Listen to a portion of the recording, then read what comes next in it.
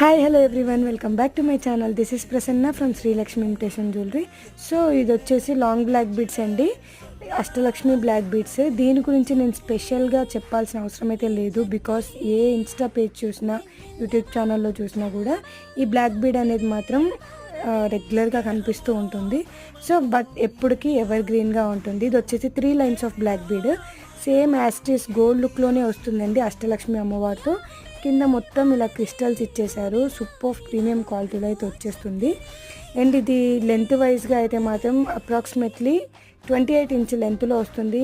చాలా మంచి లెంత్ అనమాట, 28 to 30 ఇంచ్ అండి. చాలా బాగుంటుంది, మంచి ప్రీమియం పాలిషింగ్తో.